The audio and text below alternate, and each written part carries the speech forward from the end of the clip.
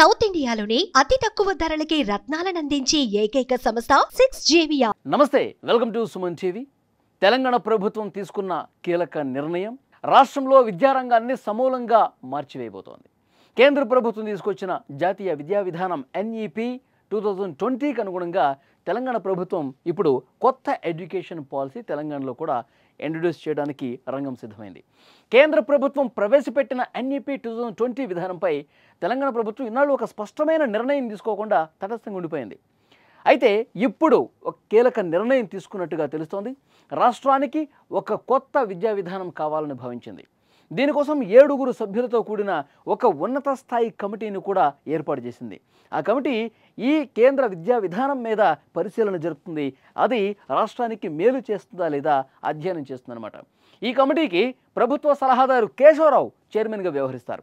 ఈ కమిటీలో MLA Kadiyam Srihari, Telangana education commission అధ్యక్షుడు ఆకునూరి మురళి, ప్రభుత్వ ప్రధాన కార్యదర్శి రామకృష్ణారావు, ఉన్నత విద్యామండలి అధ్యక్షుడు ఆచార్య బాలకృష్ణారెడ్డి వంటి ప్రముఖులు సభ్యులుగా ఉన్నారు. విద్యాశాఖ కార్యదర్శి యోగితా రాణా సభ్య కార్యదర్శిగా బాధ్యతలు నిర్వర్తిస్తారు. ఈ కమిటీ తన నివేదికను అక్టోబర్ 30లోగా ప్రభుత్వానికి సమర్పించాలని ఆదేశాలు కూడా జారీ అయ్యాయి.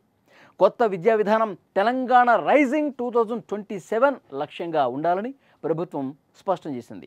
ఈ విధానంలో డిజిటల్ బోధన, నైపుణ్యాభివృద్ధి, పరిశోధనలు, అంతర్జాతీయ అవకాశాలకు ఎక్కువ ప్రాధాన్యత ఇవ్వనున్నారు. అంతేకాకుండా విద్యా సంస్థలు, పారిశ్రామిక రంగం మధ్య సంబంధాలు బలోపేతం చేసే సూచనలు కూడా ఈ కమిటీ ఇవ్వబోతుంది. అంటే ప్రాక్టికల్గా కూడా ఈ ఎడ్యుకేషన్ ఉండే విధంగా ఈ కొత్త విద్యా విధానం ఉంది. ఎందుకంటే ఎప్పుడు అకాడమిక్గా క్లాస్ రూమ్లోనో కూర్చొని, స్కూల్లోనో కాలేజీలోనో కూర్చోవడం కాదు, ఎక్కడైతే మనం భవిష్యత్తులో పనిచేయాలో, ఎక్కడైతే సాంకేతికంగా డెవలప్ అయినటువంటి ఆ ఫ్యాక్టరీలు కావచ్చు, IT కంపెనీస్ కావచ్చు, ఇంకా ఇతర పారిశ్రామిక రంగం కావచ్చు, అక్కడికి వెళ్ళి విద్యార్థులు ప్రాక్టీస్ చేస్తే కనుక, అక్కడికి వెళ్ళి విద్యార్థులు అక్కడ ప్రాక్టికల్గా నాలెడ్జ్ పెంచుకుంటే కనుక వాళ్ళు భవిష్యత్తుకి ఒక మంచి మార్గం ఏర్పడుతుందనే ఉద్దేశంతో ఇలాంటి ఎడ్యుకేషన్ని ఈ కొత్త విద్యా విధానంలో తీసుకొచ్చినట్టుగా తెలుస్తోంది. ఇక పాఠశాలలు, కళాశాలలు, వృత్తి విద్య, సాంకేతిక విద్యలో అవసరమైన సంస్కరణలను కూడా ఈ కమిటీ ప్రభుత్వానికి సూచిస్తుంది. ఇది ఒక విధంగా విద్యారంగంలో ఒక కొత్త శకానికి నాంది పలుకనుంది. కేంద్ర ప్రభుత్వం దేశవ్యాప్తంగా ఈ విద్యా వ్యవస్థను సమూలంగా మార్చాలన్న లక్ష్యంతో NEP 2020ని తీసుకొచ్చింది. ఈ విధానం దాదాపు 34 ఏళ్ల తర్వాత తీసుకొచ్చిన కొత్త విధానం. చివరిసారిగా 1986లో జాతీయ విద్యా విధానాన్ని రూపొందించారు. కాలానికి అనుగుణంగా విద్యా వ్యవస్థలో మార్పులు తీసుకురావడం, విద్యార్థుల్ని భవిష్యత్తు అవసరాలకు తీర్చిదిద్దటం ఈ విధానం యొక్క ప్రధాన లక్ష్యంగా కనిపిస్తోంది. అయితే ఈ NEPలో ఉన్న ముఖ్యమైన మార్పులు ఏంటో ఒకసారి మనం గమనించాలి. ఈ విధానంలో ముఖ్యంగా 5+3+3+4 పద్ధతి ఇందులో ఉంచారు. అంటే ఇప్పటి వరకు 10+2 విధానం ఉంది కదా, దానికి బదులుగా ఈ కొత్త పద్ధతిని ప్రవేశపెట్టారన్నమాట. ఇందులో 3 ఏళ్ల ప్రీ స్కూల్తో కలిపి 5 సంవత్సరాల ఫౌండేషనల్ దశ, ఆ తర్వాత ప్రిపరేటరీ, మిడిల్, సెకండరీ దశలు ఉంటాయి. కేవలం పుస్తకాలకే పరిమితం కాకుండా విద్యార్థులకు ఆచరణాత్మకమైనటువంటి విద్యను అందించడం మీద ఈ విధానం దృష్టి పెడుతుంది. 6వ తరగతి నుంచే కోడింగ్ నేర్పిస్తారు. విద్యార్థులు తమకు నచ్చిన సబ్జెక్టులు ఎంచుకునే అవకాశం కల్పించడం ఈ విధానంలో మరొక ముఖ్యమైన అంశం.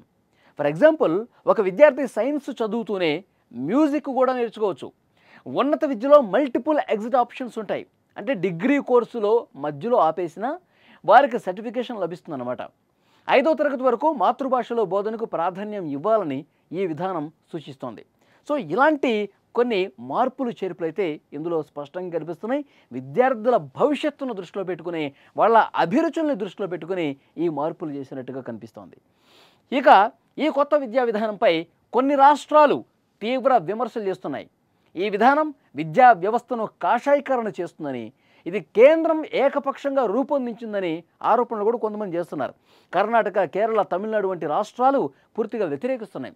తెలంగాణ మాత్రం ఇప్పటివరకు తన నిర్ణయాన్ని అధికారికంగా ప్రకటించకుండా తటస్థంగా ఉంది. అయితే ఇప్పుడు కర్ణాటక, తమిళనాడు మాదిరిగానే తన సొంత రాష్ట్ర విద్యా విధానాన్ని ప్రకటించేందుకు సిద్ధమవుతుంది. NEPలోని వివాదాస్పద అంశాల జోలికి వెళ్లకుండా రాష్ట్ర అవసరాలకు తగ్గట్టుగా కొన్ని మంచి అంశాలు ఏవైతే ఉన్నాయో వాటిని తీసుకుని కొత్త విద్యా విధానం రూపొందించాలని ప్రభుత్వం భావిస్తోంది. ఈ కొత్త విధానం 2026-27 విద్యా సంవత్సరం నుంచి అమల్లోకి తీసుకొచ్చేందుకు ప్రణాళిక సిద్ధం చేస్తుంది. తెలంగాణ ప్రభుత్వం ఈ మేరకు ఒక కమిటీని కూడా ఫామ్ చేసింది. 2026-27 విద్యా సంవత్సరానికంటే వచ్చే విద్యా సంవత్సరం నుంచి ఈ మార్పులు, ఈ కమిటీ ఇచ్చే రిపోర్ట్ ఆధారంగా ఈ మార్పులు చేర్పులతో కొత్త విద్యా విధానం తెలంగాణలో కూడా ఇంట్రడ్యూస్ కాబోతుందన్నది మనకు అర్థమవుతోంది.